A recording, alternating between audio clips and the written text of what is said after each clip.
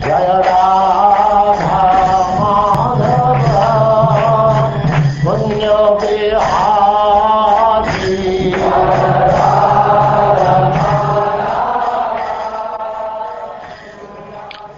And now chapter 6. The demigods and demons declare a truce.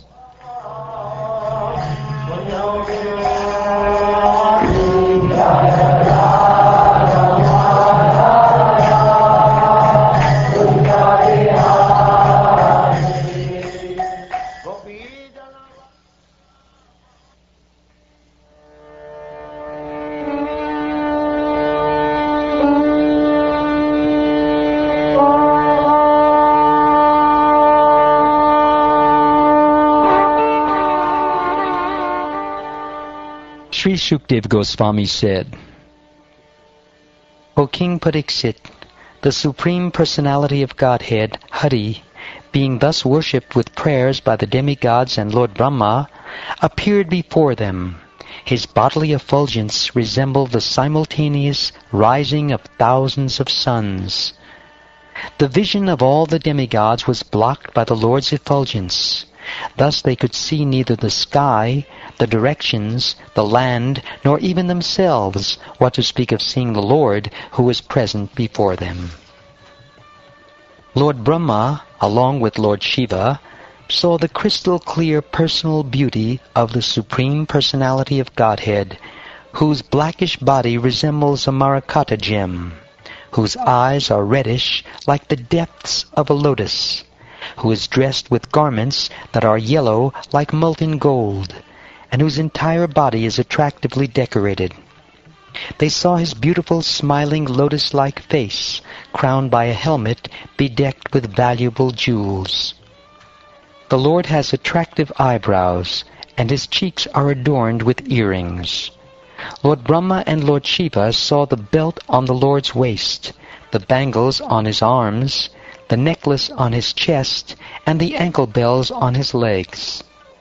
The Lord is bedecked with flower garlands. His neck is decorated with the Kaustubha gem, and he carries with him the goddess of fortune and his personal weapons like his disc and club. When Lord Brahma, along with Lord Shiva and other demigods, saw the form of the Lord, they all immediately fell to the ground, offering their obeisances. Lord Brahma said, Although you are never born, your appearance and disappearance as an incarnation never cease. You are always free from the material qualities, and you are the shelter of transcendental bliss, resembling an ocean. Eternally existing in your transcendental form, you are the supreme subtle of the most extremely subtle. We therefore offer our respectful obeisances unto you, the Supreme, whose existence is inconceivable. O best of persons, O Supreme Director, those who actually aspire for supreme good fortune worship this form of your Lordship according to the Vedic Tantras. My Lord, we can see all the three worlds in you.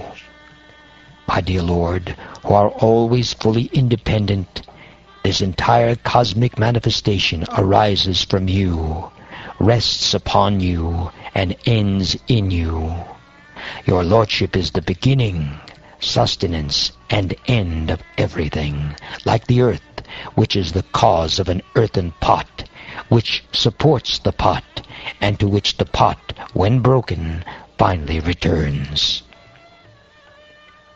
O Supreme, you are independent in yourself, and do not take help from others.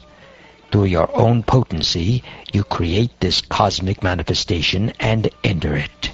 Those who are advanced in Krishna consciousness, who are fully in knowledge of the authoritative Shastra, and who, through the practice of Bhakti Yoga, are cleansed of all material contamination, can see with their clear minds that although you exist within the transformations of the material qualities, your presence is untouched by these qualities. As one can derive fire from wood, milk from the milk bag of the cow, food grains and water from the land, and prosperity in one's livelihood from industrial enterprises, so by the practice of Bhakti Yoga, even within this material world, one can achieve your favor or intelligently approach you. Those who are pious all affirm this. Elephants afflicted by a forest fire become very happy when they get water from the Ganges. Similarly, O my Lord, from whose navel grows a lotus flower, since you have now appeared before us, we have become transcendently happy. By seeing your Lordship, whom we have desired to see for a very long time, we have achieved our ultimate goal in life. My Lord, we, the various demigods, the directors of this universe, have come to your lotus feet. Please fulfill the purpose for which we have come. You are the witness of everything, from within and without. Nothing is unknown to you, and therefore it is unnecessary to inform you again of anything. I, Lord Brahma, Lord Shiva, and all the demigods, accompanied by the Prajapatis like Daksha, are nothing but sparks illuminated by you, who are the original fire. Since we are particles of you, what can we understand about our welfare?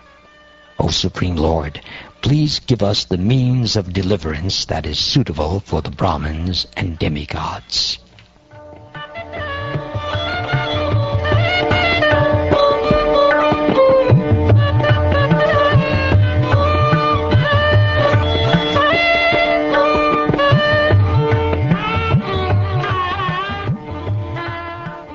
When the Lord was thus offered prayers by the demigods, headed by Lord Brahma, he understood the purpose for which they had approached him.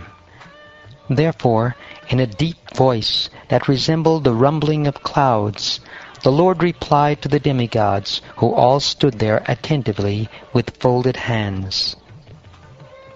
Although the Supreme Personality of Godhead, the Master of the demigods, was capable of performing the activities of the demigods by himself, he wanted to enjoy pastimes in churning the ocean. Therefore he spoke as follows. O Lord Brahma, Lord Shiva, and other demigods, please hear me with great attention, for what I say will bring good fortune for all of you.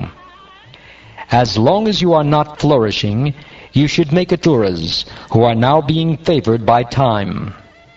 O demigods, fulfilling one's own interests is so important that one may even have to make a truce with one's enemies. For the sake of one's interest, one has to act according to the logic of the snake and the mouse. Immediately endeavor to produce nectar, which a person who is about to die may drink to become immortal. O demigods, cast into the ocean of milk all kinds of vegetables, grass, creepers, and drugs.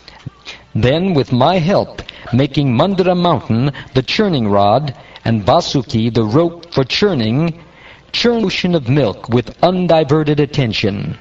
Thus the demons will be engaged in labor, but you, the demigods, will gain the actual result, the nectar produced from the ocean. My dear demigods, with patience and peace, everything can be done. But if one is agitated by anger, the goal is not achieved. Therefore, whatever the demons ask, agree to their proposal. A poison known as Kalakuta will be generated from the ocean of milk, but you should not fear it.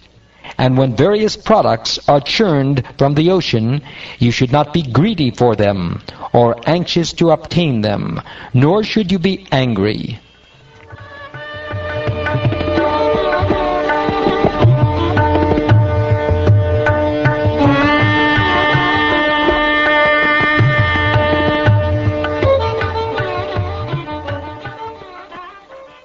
O King Parikshit, after advising the demigods in this way, the independent Supreme Personality of Godhead, the best of all living entities, disappeared from their presence. Then Lord Brahma and Lord Shiva, after offering their respectful obeisances to the Lord, returned to their abodes. All the demigods then approached Maharaj Bali. Maharaj Bali, a most celebrated king of the demons, knew very well when to make peace and when to fight. Thus, although his commanders and captains were agitated and were about to kill the demigods, Maharaj Bali, seeing that the demigods were coming to him without a militant attitude, forbade his commanders to kill them. The demigods approached Bali Maharaj, the son of Virochana, and sat down near him. Bali Maharaj was protected by the commanders of the demons, and was most opulent, having conquered all the universes. After pleasing Bali Maharaj with mild words, Lord Indra, the king of the demigods, who was most intelligent, very politely submitted all the proposals he had learned from the Supreme Personality of Godhead, Lord Vishnu.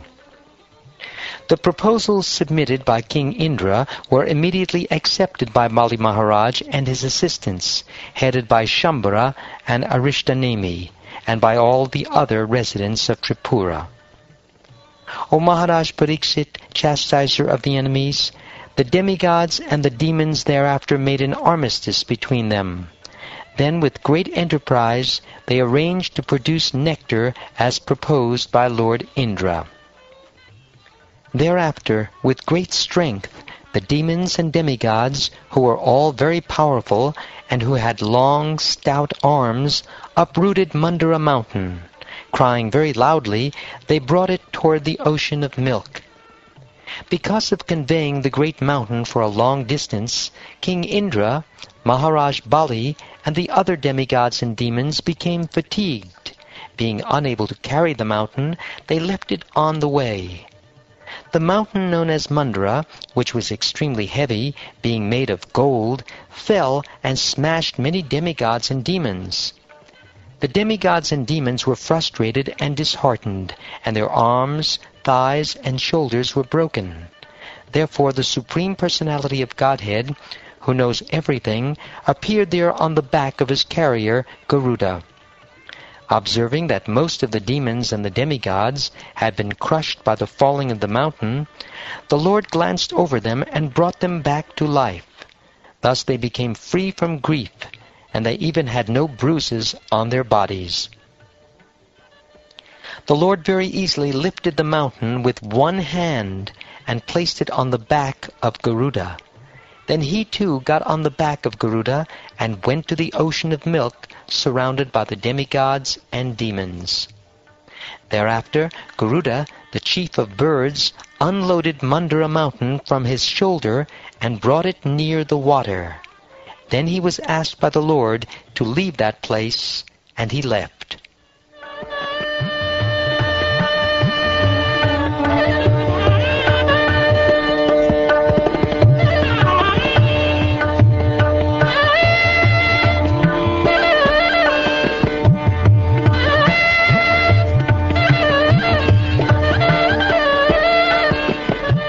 Thus ends the 6th chapter of the 8th canto of the Srimad Bhagavatam, entitled, The Demigods and Demons Declare a Truce.